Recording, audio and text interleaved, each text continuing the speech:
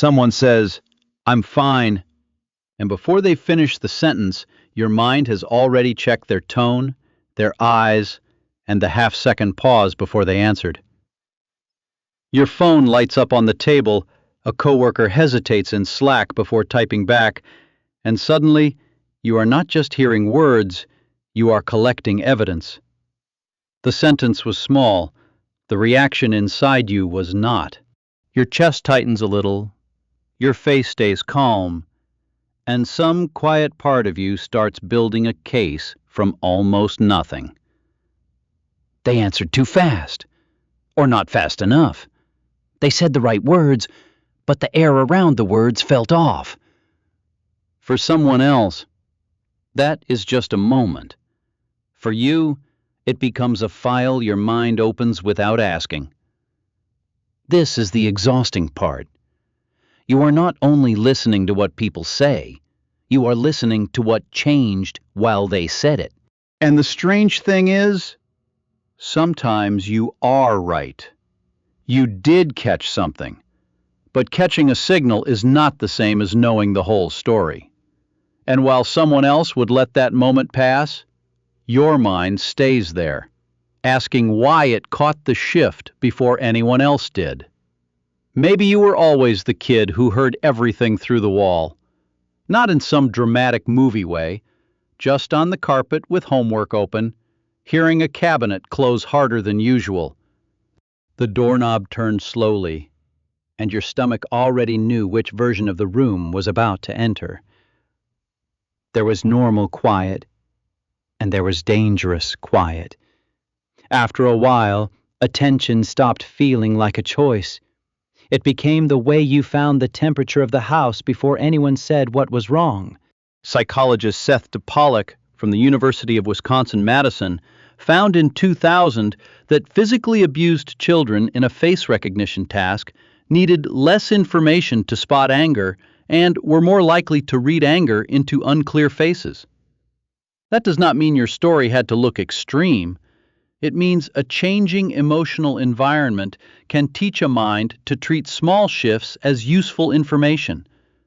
So if the house changed mood before anyone explained why, your mind learned to listen harder than other people had to. The problem was not noticing. The problem was learning that missing a cue might cost you something. And later, people may call that your personality. Sensitive, intense, too analytical. But sometimes what looks like overthinking now was once a very practical skill. You were not trying to be complicated. You were trying to know which quiet was safe. And if paying attention helped you avoid a slammed mood once, your mind may have carried that same skill into adulthood, where a radar that once helped you read danger now starts reading ordinary ambiguity. Then one night, your screen lights up and the message only says, "We'll talk later." You watch the 3 dots appear, disappear, appear again. By the time the next text finally comes through, your mind has already built 3 versions of what you did wrong. You are not even reading the conversation anymore. You are reading the space around it. That is what makes modern communication so brutal for a mind like yours. It gives you fragments, a bubble, a delay, a short sentence with no face attached, and your system tries to complete the picture before the rest of the information arrives. At work, a Slack ping that says, "Quick question," can do the same thing. Your stomach drops before you know what the question is, because once your radar meets an unfinished signal, it starts preparing you for impact. Here's the cleanest way to say it. Ambiguity is where your mind starts writing fiction and calling it protection. And sometimes that protection helped. It kept you alert. It made you fast. It taught you to notice what other people missed. But a missing message is not always a warning. Sometimes the person got distracted. Sometimes they are anxious too. Sometimes the three dots disappear because they deleted a boring sentence and started over. You caught a signal. You did not catch the whole story. And that gap is where the exhaustion lives. Not in the phone, not in the app, in the tiny space between what happened and what your body thinks it means. But after a while, the radar does not only scan their words, it turns around and starts watching you. You laugh at dinner, and for one clean second, you are actually in the room. It comes out easy. Someone across the table laughs, too. The conversation keeps moving. Forks hit plates. Somebody reaches for their drink. Then your hand finds the corner of a paper napkin. You fold it once, then again. And while everyone else is still at dinner, you are replaying your own laugh like it was evidence. Was it too loud? Did it sound fake? Did your face do something weird? Did you jump in too fast, like you needed everyone to know you were having a good time? This is the quieter cost of being highly tuned in. At some point, the scanner stops pointing outward. It starts checking your own voice, your own timing, your own happiness. You do not just feel the moment, you monitor how you are feeling it. That is why joy can start to feel suspicious. Not because you are incapable of relaxing, because the second something real escapes you, another part of you rushes in to inspect it. The laugh was not the problem. The audit after the laugh is what pulls you out of the room. And this is where naturalness starts to disappear. Not all at once, just in tiny cuts. A joke lands, and you check your delivery. A compliment makes you warm, and you check your reaction. Someone likes being around you, and instead of receiving it, you start wondering what version of you they just approved. Someone you are dating sends "sounds good" with a period, even though they never use periods with you. A friend gives you a compliment that should feel warm, but instead of receiving it, your mind checks the timing, the audience, and whether they are trying to soften something they are about to say. After enough moments like that, closeness stops feeling like being known. It starts feeling like standing in a room you have to inspect before you can sit down. That is the part people miss. Your radar does not only protect you from distance, it can make affection feel like a puzzle with a hidden cost. A period can be real. A colder tone can be real. But the pain starts when your mind turns a signal into a whole story, then treats the story like proof. You are not controlling. You are trying not to be blindsided. And once you inspect people that closely, you may start carrying moods that were never actually handed to you. At a family dinner, someone sets a plate down a little too hard, and your mind moves before anyone says a word. Everybody keeps eating. Someone asks for the salt. Someone else says nothing is wrong.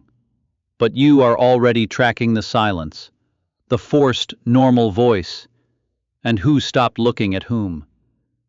Your fork is still in your hand, but part of you has left the table. This is where being perceptive gets complicated, because you may have caught a real cue. The plate did land harder than usual. The voice did get tight. The room did change. But then your mind adds the next layer. Someone is angry. It is about me. This dinner is about to turn. That added layer may feel just as real as the plate hitting the table. But those are not the same thing. One is what happened. One is what your mind wrote around it. And the body often does not wait for confirmation. Your shoulders rise. Your stomach pulls in. Your face gets polite. Almost too polite. You start performing calm before anyone has even accused you of anything. That is the line people with sharp radar need more than comfort. A cue is not a conclusion. A cue is a door cracking open. A conclusion is your mind deciding what is behind it. And if you grew up in rooms where small changes came before big moods, your system learned to move fast. Fast can protect you. Fast can also make you suffer early. So now the hard part is not that you notice too much. It is that your body may start reacting to the story before the room is finished telling the truth. And this is the turn your mind may be reading the room. Or it may be reading an old room through this one. And when that happens, your body starts paying for a danger no one else has named. You get to your car after work, turn the engine off, and just sit there while the dashboard goes dark. Nothing terrible happened today. No one yelled. No one accused you of anything. But your jaw is tight. Your shoulders are still up. And your face feels like it has been holding a polite expression for 8 straight hours. You replay the manager's tone in the hallway. The coworker who got quiet after lunch. The friend who sounded almost normal, but not quite. And the strangest part is, none of these moments would sound serious if you tried to explain them. That is why this kind of exhaustion feels so private. Other people had conversations, you had conversations, plus the subtitles underneath them. You were translating tone, translating silence, translating mood shifts, translating what someone might need, what they might blame you for, what might become a problem if you miss it. The day did not drain you because it was dramatic. It drained you because your mind kept assigning you invisible homework. Read the room, manage the room, prevent the room from turning. And after hours of that, your body does not know the difference between a hard day and a day where you quietly prepared for 5 conflicts that never happened. That is the cost no one sees. Your body can be exhausted from surviving a conversation no one else noticed. And the relief starts when you realize every signal does not have to become your responsibility. Late at night, you turn your phone face down on the nightstand, but your mind is still awake.